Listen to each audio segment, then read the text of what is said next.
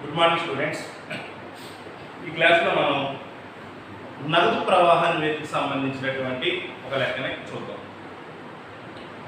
శ్యామలాలకు చెందినటువంటి తులనాత్మక ఆస్తి అప్పుల పట్టీలు ఈ క్రింది విధంగా ఉన్నాయి. అప్పులు రూపాయలు రూపాయలు, ఆస్తులు రూపాయలు రూపాయలు. అప్పులు మూలధనం 1,50,000, 1,75,000. బ్యాంకు నుండి అప్పు 1,60,000, 1,00,000. రుణదాతలు 85,000, 93,000. చెల్లించవలసిన వ్యయాలు 5,000, 7,000. చెల్లింపు హుండీలు 50,000, 40,000. ఐఆర్సి నుండి అప్పు ప్రారంభంలో ఏమీ లేదు, ముగింపులోకి వచ్చేటప్పటికి 25,000. ఆస్తులు భూమి 1,10,000, 1,50,000. యంత్రాలు 2,00,000, 1,40,000. సరుకు నిల్వ 50,000, 45,000. రుణగ్రస్తులు 70,000, 80,000. నగదు 15,000, 22,000. ముందుగా చెల్లించినటువంటి వ్యయాలు 5,000, 3,000. మనకు కొద్దిగా అదనపు సమాచారం కూడా ఇచ్చారు. అది ఏంటంటే 1988వ సంవత్సరంలో ఆర్జించిన లాభం 60,000 రూపాయలు. 1988వ సంవత్సరంలో 25,000 రూపాయలు విలువ గల ఒక యంత్రాన్ని 13,000 రూపాయలకు అమ్మివేయడం జరిగింది. దీని మీద ఉన్నటువంటి సంచిత తరుగుదల 10,000 రూపాయలు. 31/12/1987న తరుగుదల ఏర్పాటు 50,000. 31/12/1988న తరుగుదల ఏర్పాటు 85,000 రూపాయలుగా ఉన్నది. ఈ వివరాల ఆధారంగా నగదు ప్రవాహ నివేదికని తయారు చేయండి అని మనల్ని అడగడం జరిగింది. నగదు ప్రవాహ నివేదికని తయారు చేయడానికి నియమం ఏంటంటే, ఏవైనా అంశాలలో సర్దుబాటు చేసిన తర్వాత, అంటే దీర్ఘకాలిక అంశాలలో స్థిరాస్తులు కానీ దీర్ఘకాలిక అప్పులు కానీ సర్దుబాటు చేసిన తర్వాత ఉన్నటువంటి మార్పుల్ని మనం పరిగణలోనికి తీసుకోవాలి. ప్రస్తుత ఆస్తులు, ప్రస్తుత అప్పులు, వాటికి మనం ఏ విధమైనటువంటి ఖాతాలు వేయవలసిన అవసరం లేదు. కార్యకలాపాల ద్వారా వచ్చినటువంటి నగదును లెక్క పెట్టేటప్పుడు దాన్ని మనం తీసేసుకుంటాం. ఇకపోతే ప్రస్తుతేతర అంశాలు అంటే స్థిరాస్తులు, దీర్ఘకాలిక అప్పులు, మూలధనం మొదలైనవి. వీటిల్లో ఏ విధమైనటువంటి సర్దుబాట్లు చేయకుండా వాటి యొక్క విలువ పెరిగితే, ఆస్తుల విలువ పెరిగితే కొన్నట్లుగా భావించాలి, ఆస్తుల విలువ తగ్గితే అమ్మినట్లుగా భావించాలి. అంటే కొంటే నగదు పోయినట్లుగా భావించాలి, అమ్మితే నగదు వచ్చినట్లుగా భావించాలి. అదేవిధంగా అప్పులు పెరిగితే నగదు వచ్చినట్లుగా భావించాలి, అప్పులు తగ్గితే నగదు పోయినట్లుగా భావించాలి. ఇప్పుడు ఈ లెక్కలో మనకి ఇచ్చినటువంటి అంశాల ప్రకారంగా మార్పులు వచ్చిన అంశాలు ఏంటి అంటే, భూమికి సంబంధించినటువంటి ఏ సర్దుబాటు లేదు. అంటే దాని అర్థం ఏంటి, 1,10,000 రూపాయలు భూమి 1,50,000 రూపాయలు అయిందంటే 40,000 రూపాయలకి మనం కొన్నట్టు అర్థం. ఇకపోతే యంత్రాలకి ఖాతా వేయాలి, ఎందుకంటే దాని మీద ఒక యంత్రాన్ని అమ్మేసేమన్నారు, తరుగుదల ఉంది కాబట్టి. తర్వాత మిగిలినవి కూడా ప్రస్తుత ఆస్తుంది. అలాగే అప్పుల వైపు చూసుకున్నట్లయితే చూడండి, మూలధనంలో మార్పులు వచ్చాయి, ఖాతా వేస్తాం. అలాగే బ్యాంకు నుండి వచ్చినటువంటి అప్పు, దానికి కూడా మనం ఖాతా వేయాల్సిన అవసరం లేదు, ఏ విధమైన సర్దుబాట్లు లేవు కాబట్టి 1,60,000 1,00,000 రూపాయలు అయింది కాబట్టి 60,000 రూపాయలు కూడా మనం ఏం చేయించండి, అప్పు తీర్చినట్టుగా భావించవచ్చు. అంటే మనం ఈ లెక్కలో వేయాల్సినటువంటి ఖాతాలు ఏంటంటే, యంత్రాల ఖాతా 1, తరుగుదల ఖాతా 1, మూలధనం ఖాతా 1, లాభ నష్టాల సర్దుబాటు ఖాతా 1. సో ఈ 4 ఖాతాలు తీసుకుంటే మనకి చాలా వరకు ఇన్ఫర్మేషన్ తెలిసిపోతుంది.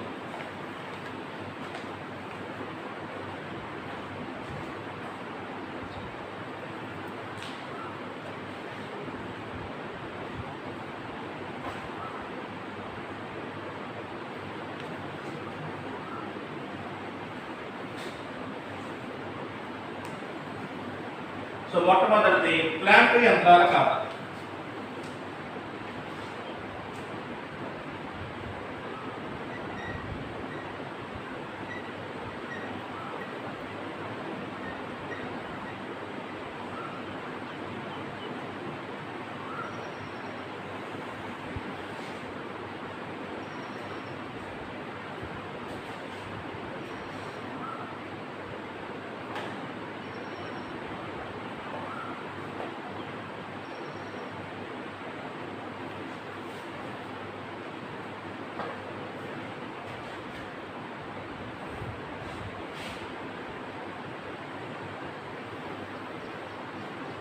ప్లాంట్ యంత్రాల ఖాతా అంటే ఆస్తి కాబట్టి ఇది ఎప్పుడు కూడా డెబిట్ నిల్వలో చూపిస్తూ ఉండాలి. అంటే టు తెచ్చిన నిల్వ. తెచ్చిన నిల్వ ఎంత? ప్లాంట్ యంత్రాల ఖాతా తరుగుదల ఏర్పాటు 50,000 ఉంది. దాని యొక్క విలువ 2 లక్షలు. అంటే 2,50,000 రూపాయలు. ప్రారంభంలో మన దగ్గర ఉన్నటువంటి యంత్రాల యొక్క విలువ ఎంతండి? తరుగుదలతో కలిపి 2,50,000. ఇకపోతే ముగింపులో ఉన్నటువంటి విలువ బై తేల్చిన నిల్వ ఎంత? యంత్రాల యొక్క విలువ 1,40,000, తరుగుదల ఏర్పాటు 85,000. అంటే 2,25,000.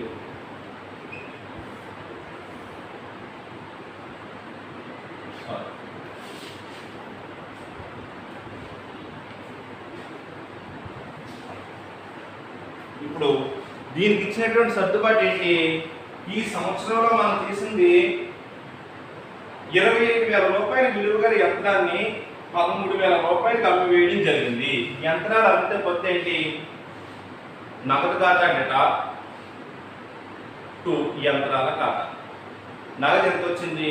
13,000 రూపాయలు వచ్చింది. అంటే నగదు ఖాతా డేటా 13,000.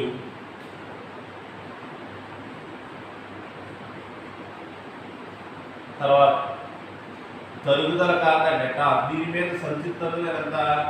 10,000 టు యంత్రాల ఖాతా 25,000. అంటే ఎంత వస్తుంది? 2,000 రూపాయలు. ఇది లాభ నష్టాల ఖాతా డేటా. ఇది కొద్ది 25,000 రూపాయలు యంత్రాన్ని అమ్మినప్పుడు కొద్ది ఏమని రాసుకుంటాం?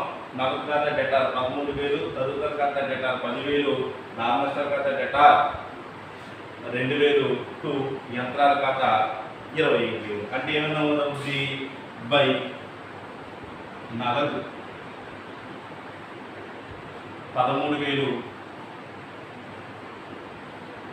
బై తరుగుదల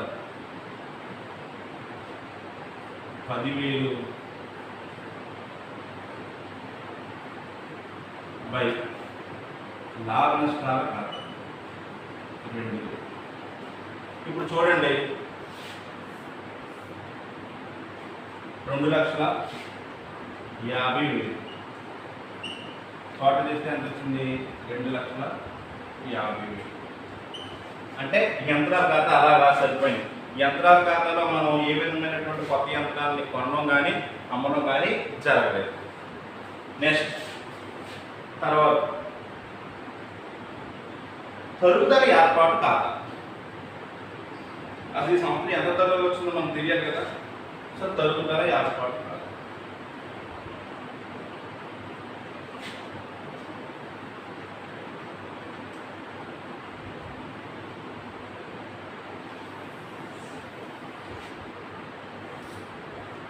చూడండి, ఏర్పాట్లు ఎప్పుడు కూడా ప్రోటీన్స్ అన్ని కూడా క్రెడిట్ గా చూపిస్తాయి. బై తెచ్చిన నిల్వ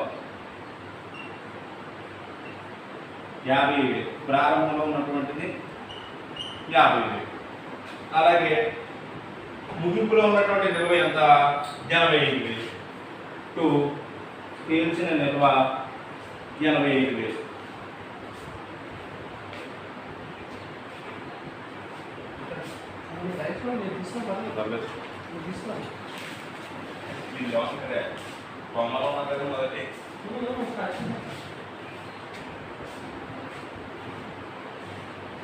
ఈసారి ఈ సంవత్సరం మనం మార్చినటువంటిది అమ్మేసినటువంటి యంత్రం మీద తరుగుదల ఎంత? 2 యంత్రాలు 10,000.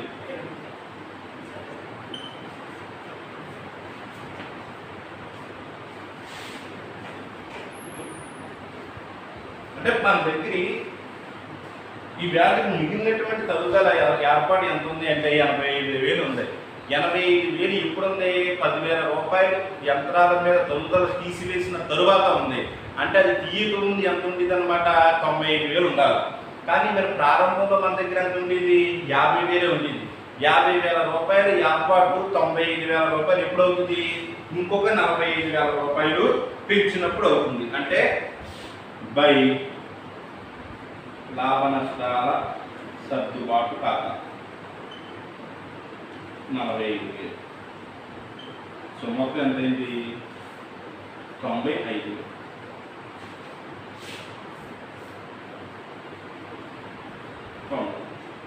ఓకే, నెక్స్ట్ తర్వాత మూలధనం ఖాతా.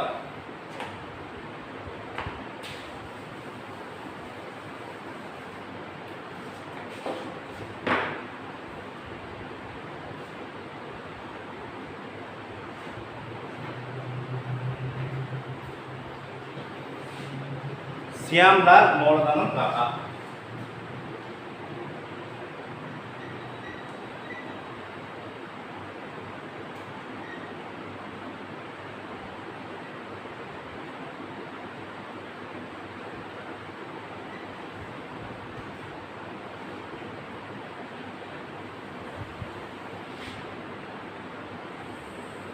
మూలధన ఖాతా ఎప్పుడు కూడా క్రెడిట్ కింద చూపిస్తాము.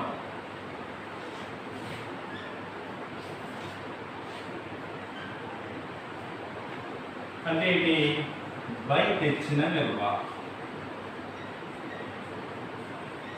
ప్రారంభంలో ఉన్నటువంటి మూలధనం ఎంత మన దగ్గర?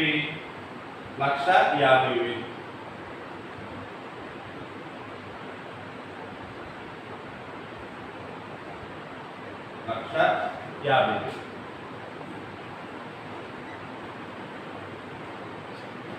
అలాగే ముగింపులో ఉన్నటువంటి మూలధనం ఎంత? 1,75,000. తెలిసిన నిల్వ 1,70,000. చూడండి, ఈ సంవత్సరం మనం చెప్పినటువంటి సర్దుబాటు ఏంటి? ఈ సంవత్సరం వచ్చినటువంటి లాభం 60,000. 70 లాభ నష్టాల ఖాతా ఎంత వచ్చింది? 60,000. అంటే ఇది ప్రారంభంలో మన దగ్గర 1,50,000 ఉంది. ఈ సంవత్సరం వచ్చిన లాభం 60,000. అంటే మొత్తం మన దగ్గర ఎంత ఉండాలా? 2,10,000 ఉండాలి. 2,10,000కి మన దగ్గర ఎంత ఉంది? 75,000. 1,75,000 ఉంది. అంటే ఎంత తక్కువ ఉంది? 35,000 తక్కువ ఉంది. ఆ 35,000 అర్థం ఏంటండి? మనం పట్టుకెళ్ళిపోయామని. సొంత వాడకాలు. సొంత వాడకాల కింద మనం ఎంత వాడేసుకున్నాం? 35,000 రూపాయలని వాడుకోవడం జరిగింది.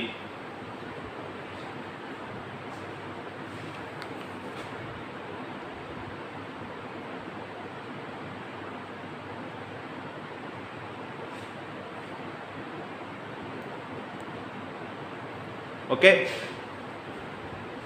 తర్వాత మూలధనం ఖాతా తర్వాత ఏం కావాలి? సర్దుబాటు చేసిన లాభ నష్టాల ఖాతా. అంటే లాభ నష్టాల సర్దుబాటు ఖాతా.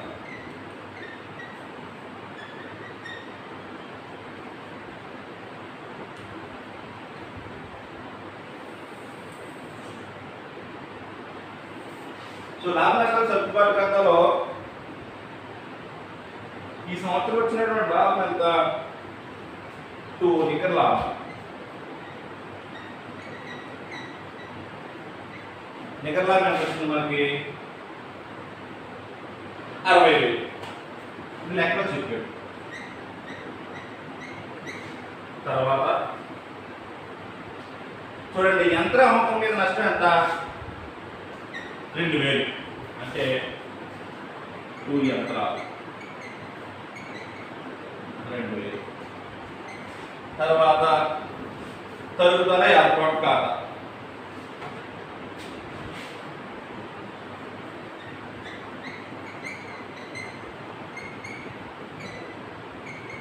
$40,000.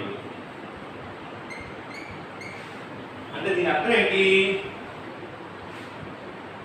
45,000 రూపాయలు తరుగుదల ఏర్పాటు చేసిన తర్వాత 2,000 రూపాయలు యంత్రాల మీద నష్టం వచ్చిన తర్వాత మనకు వచ్చిన లాభం 60,000.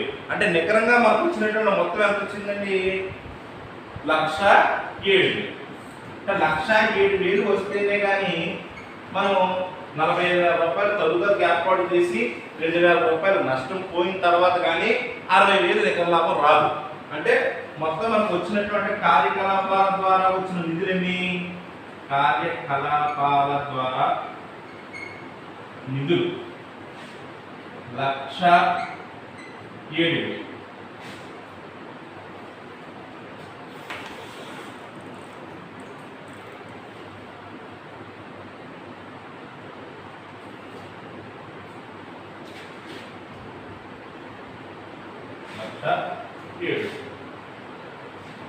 అంటే టోటల్ ఎంత వచ్చింది 1,07,000.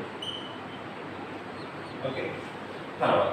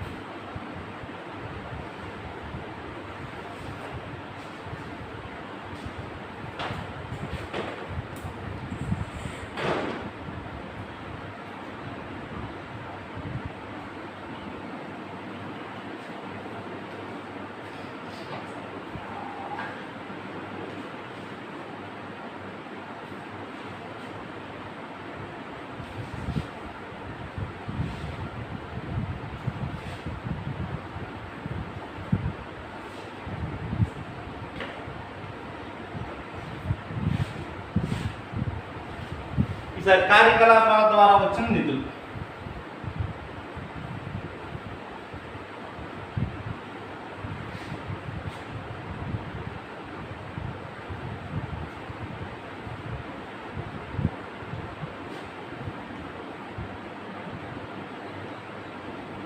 కార్యకలాపాల ద్వారా వచ్చిన నగదు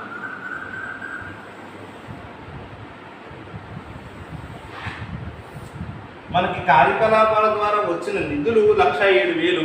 అందులో కార్యకలాపాల ద్వారా వచ్చినటువంటి నగదు ఎంత ఇప్పుడు మనం లెక్క పెడదాం.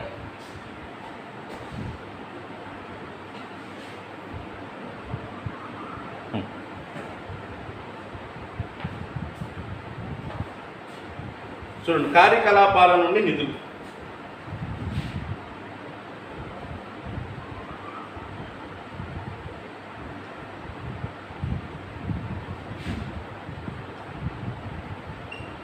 లక్ష 7. తర్వాత కూడుము. చూడండి, ఈసారి మనం ప్రస్తుత అంశాలన్నింటినీ కూడా లెక్కలోకి తీసుకోవాలి. ప్రస్తుత అంశాలలో వచ్చినటువంటి మార్పులు ఏంటి అన్నటువంటిది ఇప్పుడు చూద్దాం. చూడండి, ప్రస్తుత అంశాలలో మొట్టమొదటిది ఏంటి అంటే ప్రస్తుత ఆస్తులో చూడండి, భూమి స్థిరాస్తి, యంత్రాలు స్థిరాస్తి, తర్వాత సరుకు నిల్వ. సరుకు నిల్వ పెరిగిందా తగ్గిందా? సరుకు యొక్క నిల్వ ప్రారంభంలో 50,000 ఉంది, ముగింపులోకి వచ్చేటప్పటికి 45,000 అయింది. అంటే సరుకు నిల్వలో తగ్గుదల వచ్చింది. ప్లస్ సరుకు నిల్వ తగ్గిందంటే అర్థం ఏంటి? సరుకు మనం అమ్మేసామని. సరుకు అమ్మినప్పుడు మనకు నగదు వస్తుందా పోద్దా? నగదు వస్తుంది కాబట్టి ప్లస్ చేయాలి. సరుకు నిల్వలో తగ్గుదల ఎంత తగ్గింది? సరుకు యొక్క నిల్వ 5,000 రూపాయలు తగ్గింది. తర్వాత సరుకు తర్వాత రుణగ్రస్తులు. రుణగ్రస్తులు ఏమైంది? 70,000 నుంచి 80,000కి అయింది. అంటే రుణగ్రస్తులు పెరిగాయి. రుణగ్రస్తులు పెరిగాయి అంటే మన దగ్గర నుంచి నగదు పోయిందని అర్థం. మైనస్ రుణగ్రస్తులలో పెరుగుదల. ఎంత పెరిగింది? రుణగ్రస్తులు 10,000 రూపాయలు పెరిగింది. తర్వాత రుణగ్రస్తుల తర్వాత నగదు వదిలేద్దాం, నగదుని లాస్ట్లో వేసుకుంటాం. ముందుగా చెల్లించిన వ్యయాలు. ముందుగా చెల్లించిన వ్యయాలు ఏమైంది? 5,000 నుంచి అలా 3,000 అయింది. అంటే తగ్గింది. ముందుగా చెల్లించినటువంటి వ్యయాలు తగ్గాయి కాబట్టి మనకి నగదు వచ్చినట్టే. ముందుగా చెల్లించిన వ్యయాలులో తగ్గుదల 2000 రూపాయలు. తర్వాత మూలధనం అయిపోయింది. బ్యాంకు నుండి అప్పు, దీన్ని మనం నగదు ప్రవాహ నివేదికలు వేసుకుందాం. తర్వాత రుణదాతలు ఏమైంది? 85,000 నుంచి 93,000 అయింది. అంటే రుణదాతలు పెరిగాయా తగ్గాయా? రుణదాతలు పెరిగాయి. రుణదాతలు పెరిగాయి అంటే అర్థం ఏంటి? మనకు డబ్బులు వచ్చాయి. రుణదాతలలో పెరుగుదల ఎంత పెరిగింది? రుణదాతల్లో పెరుగుదల 85 నుంచి 93 అంటే 8,000 రూపాయలు పెరిగింది. తర్వాత చెల్లించవలసిన వ్యయాలు పెరిగాయా తగ్గాయా? పెరిగాయి. అంటే మనకి నగదు వచ్చినట్టే. అవుట్ స్టాండింగ్ వ్యయాలలో పెరుగుదల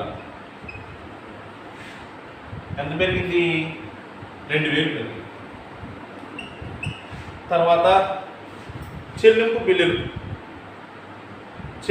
ఏమైంది? 50,000 నుంచి 40,000 అయింది. అంటే తగ్గాయి. చెల్లింపు బిల్లులు తగ్గాయి అంటే అర్థం ఏంటి? మన దగ్గర నుంచి డబ్బులు పోయాయి. చెల్లింపు బిల్లులలో తగ్గుదల ఎంత? 10,000 రూపాయలు. ఇక్కడ అయిపోయింది కాబట్టి టోటల్ చేయండి. 10, 12, 17 17,000 పెరిగింది ఓవరాల్గా. అంటే 1,24,000. తగ్గింది ఎంత? 20,000. అంటే 1,04,000. ఏంటది? కార్యకలాపాల నుండి వచ్చిన నగదు.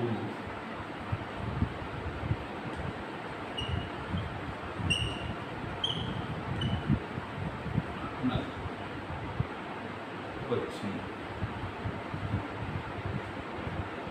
ఇప్పుడు మనం ఏం చేయొచ్చంటే నగదు ప్రవాహ నివేదికని తయారు చేద్దాం.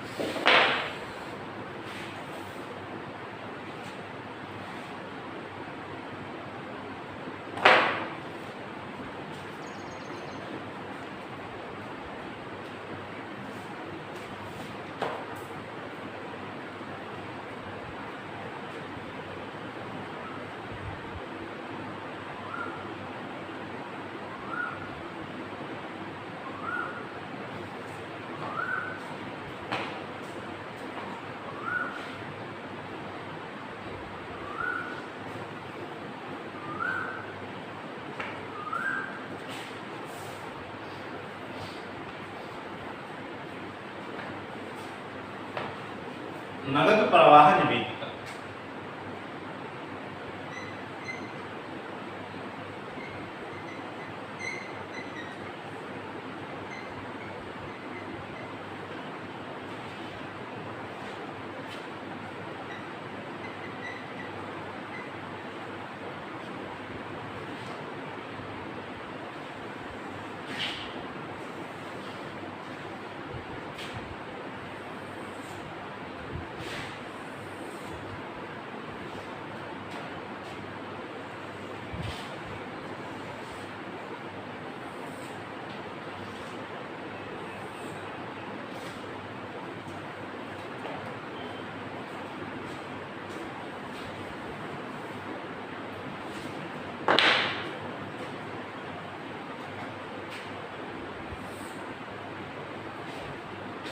చూడండి, వచ్చిన నగదు అంటే మూలాధారాలు రూపాయలు వినియోగం.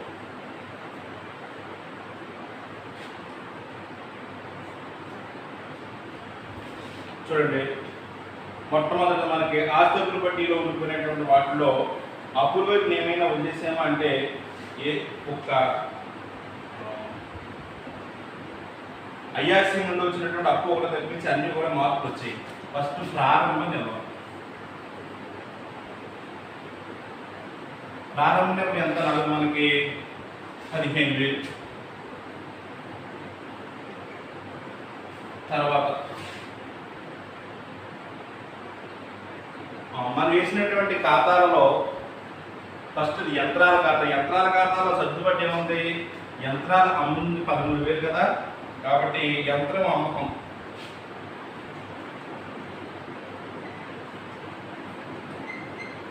యంత్రం యొక్క అమ్మకం వల్ల మనకు వచ్చింది ఎంత, 13,000.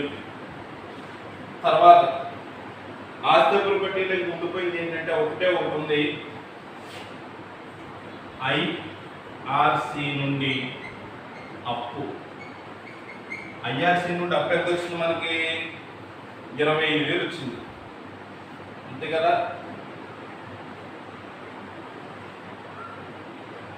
ప్రారంభంలో ఏమీ లేదు కానీ ముదుపులోకి వచ్చేటప్పుడు 25,000 అయింది. తర్వాత అది గుర్తయిపోయింది. నెక్స్ట్ ఆస్తి వైపు చూడండి, భూమి 40,000 పెరిగింది, అంటే భూమి కొనుగోలు 40,000 కొన్నాం. తర్వాత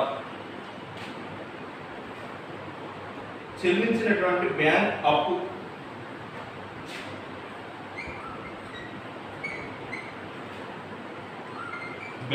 చూడండి, మనకి ప్రారంభంలో బ్యాంక్ అప్పు 1,60,000 ఉంది. ఆ చివరికి వచ్చేటప్పుడు ఏమైంది, 1,00,000 రూపాయలు అయింది. అంటే దాని అర్థం ఏంటి, 60,000 రూపాయలు మనం తీర్చేయడం జరిగింది. తర్వాత మిగిలినన్ని కూడా ఖాతాలు వేసేసాం. ఈసారి మనం వేసినటువంటి ఖాతాలు ఒకటే చూడండి. మొట్టమొదటిది యంత్రం అమ్ముకున్నటువంటి దేశం. తర్వాత ఇక్కడ రాసినటువంటి లాభ నష్టాలు తదుపరి ఏర్పాటు ఖాతాలో ఏ విధమైనటువంటి నగదు రావడాలు పోవడాలు ఉండవు. తర్వాత మూలధనం ఖాతా చూసినట్లయితే సొంత వాడకాలు 35,000, అంటే 35,000 రూపాయలు డబ్బులు వాడుకున్నాం. మూలధన ఖాతా ప్రకారంగా సొంత వాడకాలు 35,000. తర్వాత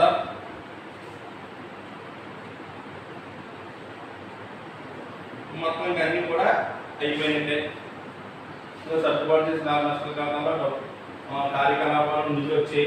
ఈ కార్యకలాపాల నిధుల ద్వారా స్టేట్మెంట్ చేయడం వల్ల 1,04,000 రూపాయలు కార్యకలాపాల ద్వారా నగదు వచ్చింది. కాబట్టి కార్యకలాపాల ద్వారా వచ్చిన నగదు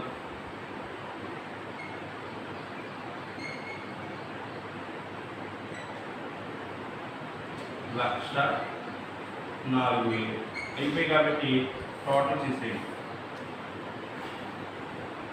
ఎంత వచ్చింది, 0 0 0 5 3 8 5 13 4 17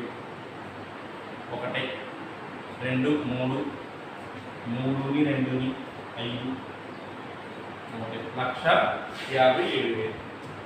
టోటల్ చేయండి, 1,57,000. టోటల్ చేయండి, 1,35,000. ముగింపు నిల్వ నగదు. ముగింపు నిల్వ ఎంత నగదు మనకి 22.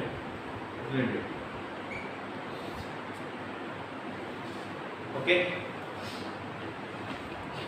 ఒకసారి మనం లెక్కను చూద్దాం. ఒక ఆస్తుల పట్టీలో కొన్ని ఆస్తులు ఇచ్చారు, కొన్ని అప్పులు ఇచ్చారు, కొన్ని సర్దుబాట్లు ఇచ్చారు. ఇచ్చిన సర్దుబాట్లు ఏంటంటే ఈ సంవత్సరంలో వచ్చినటువంటి లాభం 60,000 అలాగే యంత్రాల మీద ఉన్నటువంటి తరుగుదల ప్రారంభంలో 50,000 ఉందట, ముగింపులోకి వచ్చేటప్పటికి అది 85,000 అయిందటండి. అలాగే ఈ సంవత్సరం 25,000 రూపాయలు ఖరీదు చేసి యంత్రాన్ని మనం 13,000 రూపాయలకు అమ్మేసిందని కూడా చెప్పారు. అప్పుడు మనం ఏం చేసామంటే యంత్రాల ఖాతాను తయారు చేసాం. యంత్రాల ఖాతాను తయారు చేయడం వల్ల మనకి ఏ విధమైనటువంటి కొనుగోలు అమ్మకం జరగలేదు. ఎందుకని యంత్రాల యొక్క ప్రారంభ నిల్వ 2,50,000 ఉంది, అందులో ముగింపు నిల్వ 2,25,000 ఉంది, అమ్మేసిన యంత్రం 25,000, కాబట్టి 2,50,000 అలా సరిపోయింది. ఇకపోతే యంత్రాల యొక్క తరుగుదల ఏర్పాటు ఖాతా చూసుకున్నట్లయితే ప్రారంభంలో మన దగ్గర 50,000 ఉండేది, ముగింపులో మన దగ్గర 85,000 ఉంది. 85,000 రూపాయలు ఉండేటప్పటికి ఆల్రెడీ 10,000 రూపాయలు మనం తగ్గించాం. అంటే 95,000 రూపాయలు ఉండాలి యాక్చువల్గా, కానీ ప్రారంభంలో ఎంత ఉంది? అది 50,000 ఉంది. అంటే 45,000 రూపాయలు ఈ సంవత్సరం అదనంగా తరుగుదల కింద మనం ఏర్పాటు చేయడం జరిగిందనమాట.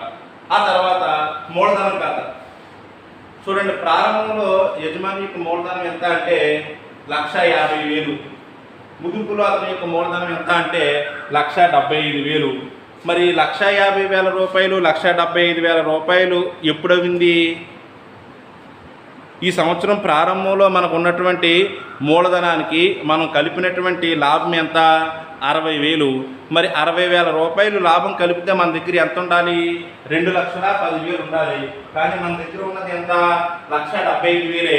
అంటే దాని అర్థం ఏంటి? 35,000 రూపాయలు సొంతానికి వాడుకున్నాడని అర్థం. ఇకపోతే లాభ నష్టాల సర్దుబాటు ఖాతా. లాభ నష్టాల సర్దుబాటు ఖాతాలో లాభం ఎంత వచ్చింది? 60,000 వచ్చింది. అదే తరుగుదల ఏర్పాటు ఎంత తీసేసాం? అందులోంచి యాక్చువల్గా 45,000 తీసేక 60,000, అంటే 1,05,000. మళ్ళీ 2,000 రూపాయలు నష్టం తీసేక 1,05,000, అంటే మొత్తం మనకు వచ్చినటువంటి లాభం ఎంతంట? 1,07,000. అంటే ఈ నికర లాభం ద్వారా మనకు వచ్చినటువంటి నిధులు ఎన్ని? 1,07,000 రూపాయల నిధులు వచ్చి, అందులో తరుగుదల 45,000 ఉంది, 2,000 రూపాయలు యంత్రం మీద నష్టం ఉంది, 60,000 రూపాయలు నికర లాభంగా ఉంది. ఇప్పుడు మనం ఏం చేయొచ్చు అంటే అసలు నీకు వచ్చినటువంటి కార్యకలాపాల ద్వారా వచ్చినటువంటి నిధుల్లో నగదు ఎంత వచ్చిందో చూద్దాం. చూడండి, 1,07,000 రూపాయలు నిధులు వచ్చి సరుకుల యొక్క నిల్వ తగ్గుదల 5,000, ముందుగా చెల్లించిన వ్యయాల్లో తగ్గుదల 2,000, రుణదాతలలో పెరుగుదల 8,000, చెల్లించాల్సినటువంటి వ్యయాలలో పెరుగుదల 2,000. చూడండి, ప్రస్తుత ఆస్తులలో తగ్గుదల నగదు వస్తుంది, ప్రస్తుత అప్పులలో పెరుగుదల నగదు వస్తుంది. అలాగే ప్రస్తుత ఆస్తులలో పెరుగుదల నగదు పోతుంది, ప్రస్తుత అప్పులలో తగ్గుదల నగదు పోతుంది. అలా పోయిన నగదు 20,000, వచ్చినటువంటి నగదు 17,000. 1,07,000కి 17,000 పెరిగితే 1,24,000, అందులో 20,000 పోతే 1,04,000. సో మనకు వచ్చినటువంటి నగదు ఎంత? 1,04,000. చూడండి, ఈసారి ఆస్తి ప్రాపర్టీలో ఏమైతే మనం మార్పులు చేయకుండా ఉండిపోయామో వాటిని ఒక్కసారి చూద్దాం.